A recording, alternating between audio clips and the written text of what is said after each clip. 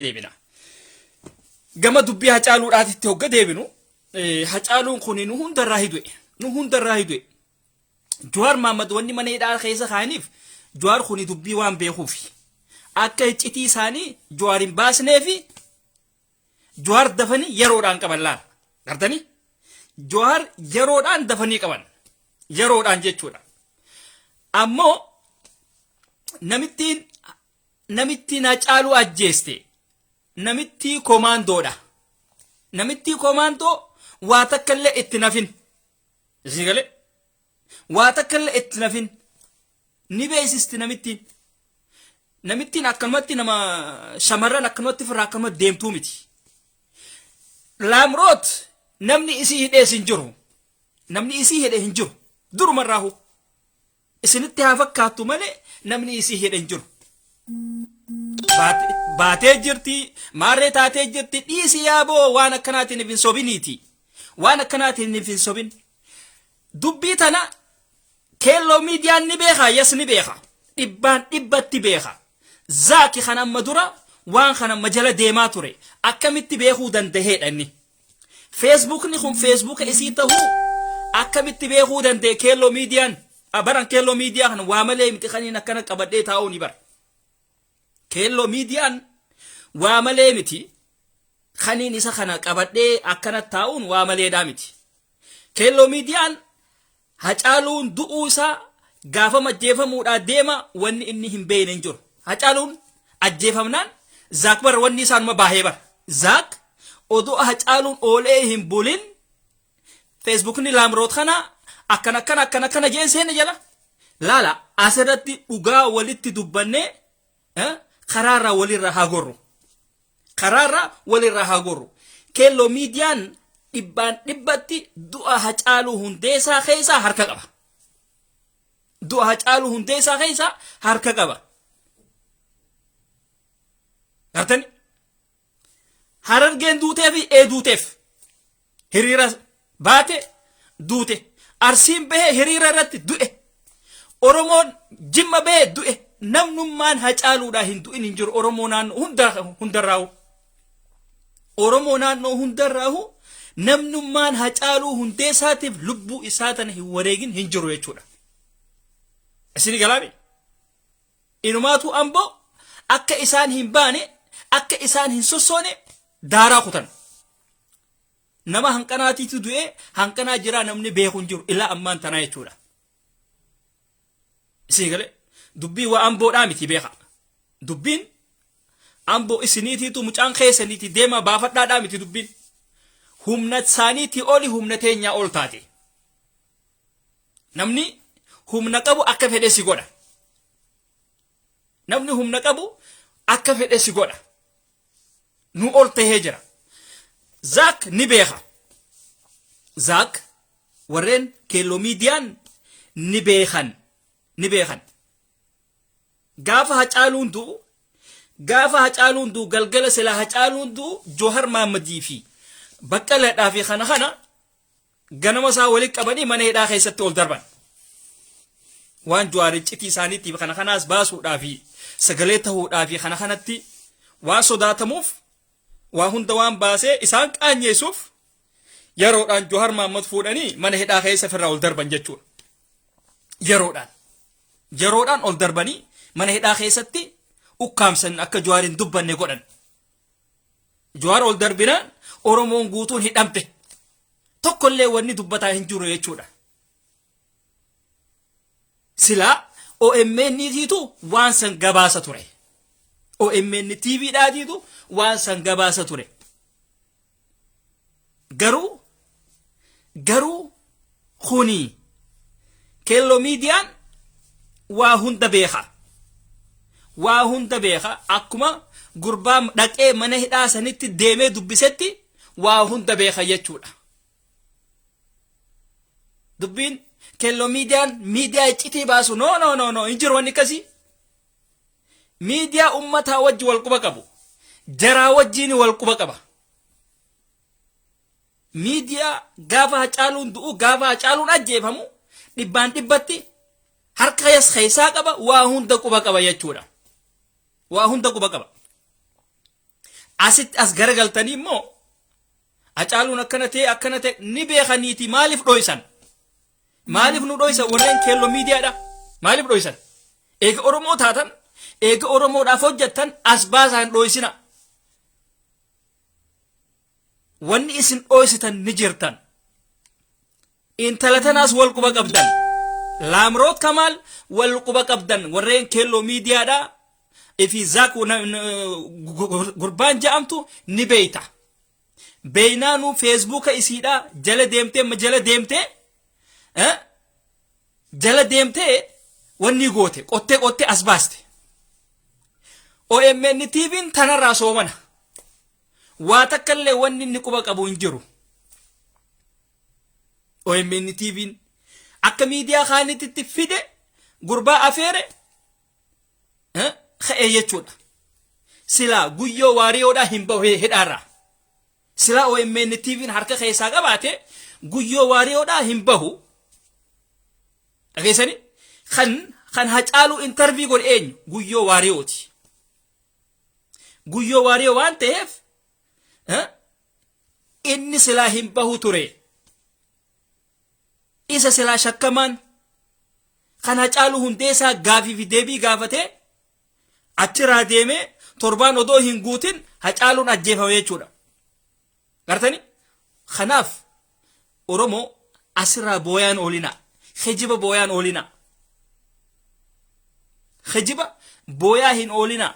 Keelloo miidiyaa dhiiga Hacaaluudha dhoysee taa'uun ni jiru. Miidiyaadha jechuudha. Miidiyaan kana kuno. Miidiyaa silaama beeran warreen jaarsa hin qabne harmalloonni keelloo jaanii asirraa huccuu hurdii uffatanii deddeeman kana maaliyaa hurdii uffattee beeran harma wanni asirra dhadhaabbattu kuni miidiyaa kana. Wal hin sobnu miidiyaan kun miidiyaa dhiigaa ta'uusaa beekuu danda'uu qabdan. Miidiyaa dhiigaati. As baasuu danda'uu qabdan. Warreen waa'ee miidiyaadhaan beekne afaan hin baninaa hoolayyiin biyya raamma dhuftee TV biyya namaatitti gartan afaan hin baninaa isin. Nuti isinitti himna waa'ee TV'aatis waa'ee miidiyaatis wama hundaa isinitti himuu dandeenya. Hoolayyi akka keessaniiti miti nuti akka keessaniititti waa dhodhooysaa hin deemnu ifaan ifatti isinitti himna bada'oota isiniiti. Badawa namni kun nama kiyyaan waa hunda dhodhooysaa deemu isiniiti. Okay? Hoolayyiidha isin hottu bahintal hottu naal bada'u hottu bay Oromiyaa biyya koo hottu saree baydeem keessa qomaata takka teetii tanaatiitu jira badawa keelloo uffattee naa teessaa jira sare warreen keelloo miidiyaa ifiin jettu dhiigaa Hacaaluu Hundeessaadhaa baasiyaas miidiyaa hattuudha baasa isini warreen akka Hacaaluun wanni ta'u kan godhe isini wal quba qabdan ummataa wajjin du'a Hacaaluudha ni beeytan dhibbattee harkaa wanni jettan silaa isin hin beene maalitti zaak wanni tun isiidhaatitu kana godhee jeemma jala deemuu dandeebo? Eessaa fituu dandee eessarraa fide maalitti beeke zaak? Warreen silaa keelloo miidiyaa ifiin jedhu kuni akkami beekuu dandee tana maaliif hin gaafanne? Maaliif hin gaafanne tana? Wal dhoysuun hin barbaachisu. Waa dhoysuun hin barbaachisu. Gurbaa akka isaan ajjeesan waan beekaniif intalti firiidhaa isin hin jaan isinitti qaba. Okay? Akka isaan ajjeesan waan beekaniif akka hoolayyiin keelloo irra teessutun ajjeeste waan beektuuf isaanii jechuudha. Dhoysuun hin barbaachisu asirratti. Waa takkallee dhoysuun hin barbaachisu. Miidiyaa keelloodhaati. Kan Hacaaluu nyaattees kan Hacaaluullee nyaachisees. Laamrootii wajji wal quba qaban. Namitti komaandoo sanii wajji wal quba qaban. Warreen mana hidhaatitti mucaallee dubbise isaani. Ummata qaanyii takkallee hin qabne. Ummata lubbuu namaatiif naasuu hin qabne isaani. Isin ummata dhamaa ummata badoo ta'uu keessan warreen girrisoonni taayee dandaa girrisoota isiniin jee badoota isin waa takka illee beetanii usaatii ta'a. Ummata kophee miila akkanuma fiiguu malee faayidaa takka hin qabdan usaa ta'a. Rabbiin kana beekeetiitu bofa isin godheeti. Bofa miila hin qabne raacha hunda. Ummata dhamaadha isiniiti. Abdii baale hootu bee. Abdii isaa baale hobbee dhamaa baale hootu haartoon naawuxa dhamaa fedee makkeessa baale finjaa balballaa nyaadhuuti. Baalli sitti haa cabu dhamaa kana faadhaa jira rooboota faayidaa hin qabne. Ammoo Hacaaluu akka nyaadhamu kan taasise keelloo miidiyaadha.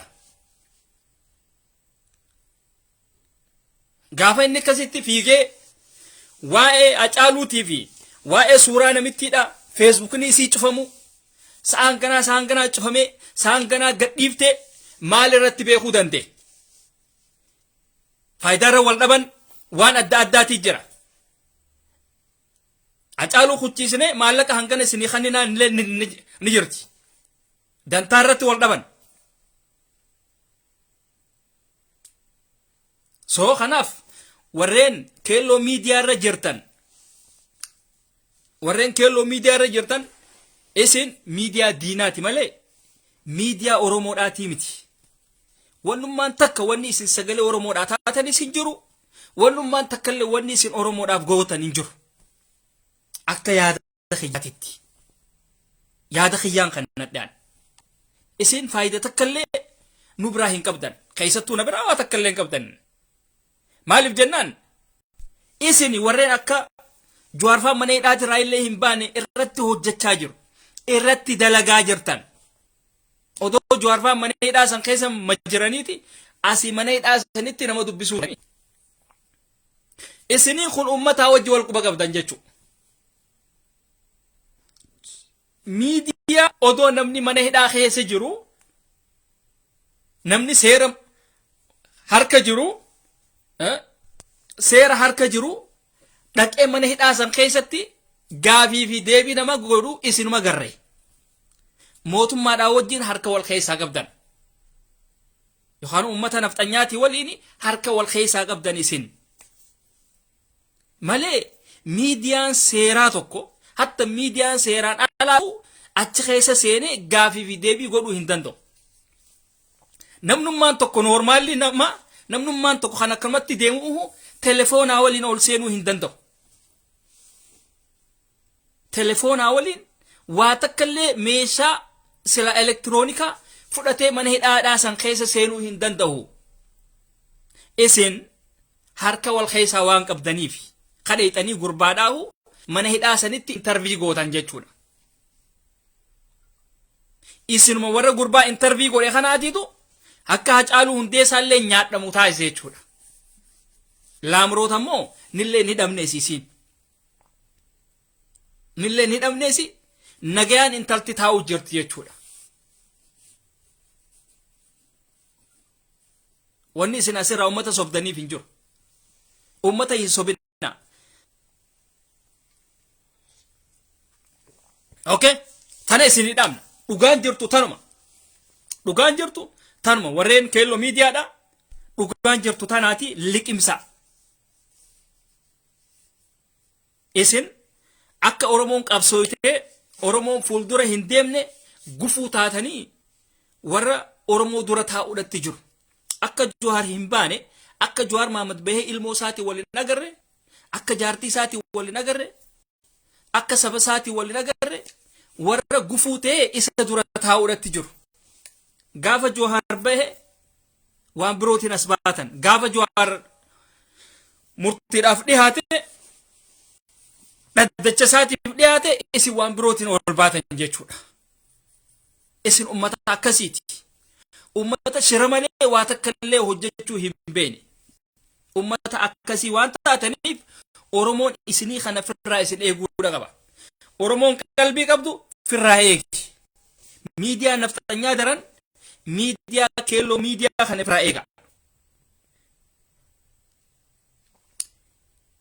keelloo miidiyaa ifirraa eeguu danda'uu qaba.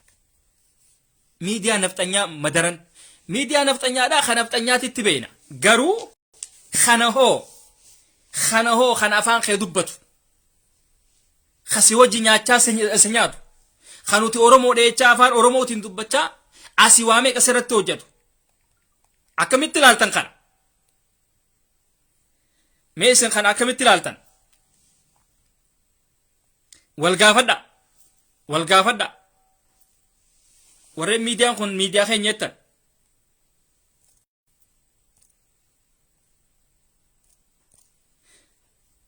miidiyaan kun miidiyaa keenya warreen jettan wal gaafadha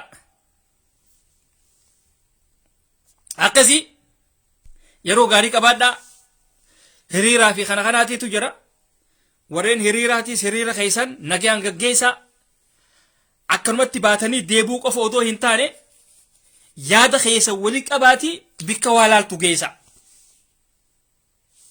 Okay? Hayyoottan fidaati afeera.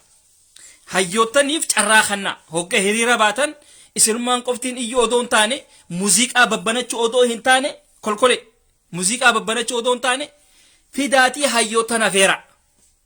Carraa hayyoottanii kana isinii dhaamna miti. Akkasii yeroo gaarii nu qabaadhaa fayyaa nuu tahaa amtuun isin harkini hiriirri keessan hiriira gaarii akka isiif ta'u abdiidha qabna akkasii yeroo gaarii nu qabaadhaa ilmaan oromoodha fayyaa nuu tahaa.